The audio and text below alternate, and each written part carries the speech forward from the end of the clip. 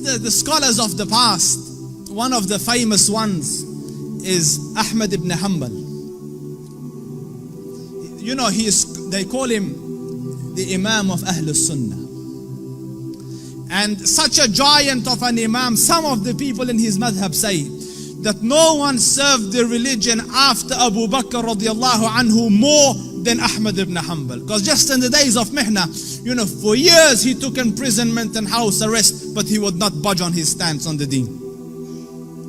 So his fame and repute extended across the Muslim land. Everyone knew him, but there was no selfies in those days, you know. You know, you couldn't share a picture, so no one knew. Few people around him and his students and Ahl al-Ilm knew what the Sheikh looked like. Most people hadn't seen him, but they had heard about him. So Imam Ahmad went on a travel from his city to another city. And when he reached that city, night befell him. He was in a masjid, and he was trying to sleep in the masjid because in those days there was no hotels and things, you know. So the guard came and he said, "Get out of the masjid." So he said, "Listen, I'm a traveler. I don't have anywhere to go. I will just be here till tomorrow, and then I will be on my way." So he said, "No, get out." So the Sheikh went and sat outside the door. Can you imagine? This was a man, you know, who, when he used to walk, hundreds would be walking with him, and they would kiss his head and hold his books. Imam Ahmad was Imam Ahmad. Now he's sitting at the door of the masjid. So he looks at him, he goes, "Didn't I tell you to go?" Because I'm outside. He goes, "No, get out." So he said, "Listen, it's just..."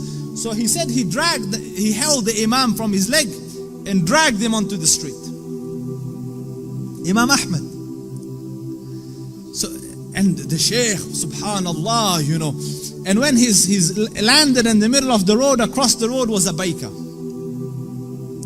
You know, the one that makes bread. So the baker saw him and he goes, "Listen, you know, he sees in him signs of piety and taqwa." So he goes, "Come here and sleep in my bakery, like, you know, and I am making the dough all night and fixing the bread, because people will come at Fajr to buy, but you sleep here as I'm doing my work."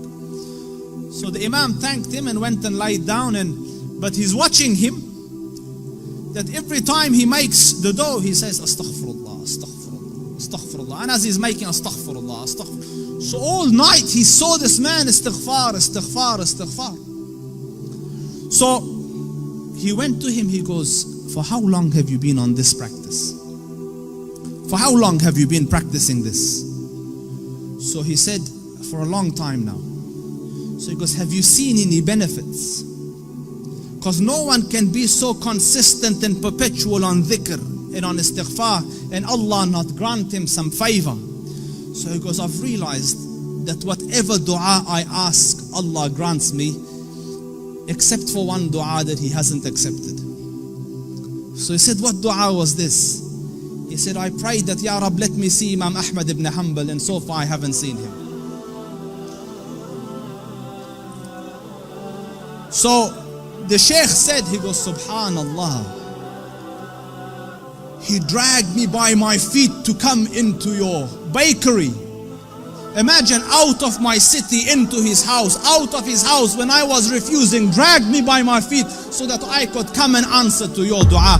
فَقُلْتُ اسْتَغْفِرُوا رَبَّكُمْ إِنَّهُ كَانَ غَفَّارًا يُرْسِلِ السَّمَاءَ عَلَيْكُمْ مِدْرَارًا وَيُمْدِدْكُمْ بِأَمْوَالٍ وَبَنِينَ وَيَجْعَلْ لَكُمْ جَنَّاتٍ وَيَجْعَلْ لَكُمْ أَنْهَارًا." My dear brothers, turn to Allah Rabbul Izzah. Wallahi, I don't say this as a nice to say. Your refuge from every difficulty is Allah Rabbul Izzah. Turn to Him. Wallahi, turn once to Allah Rabbul Izzah, and you will find your Lord more merciful and more accommodating and more accepting than the kindest of the kind of this world.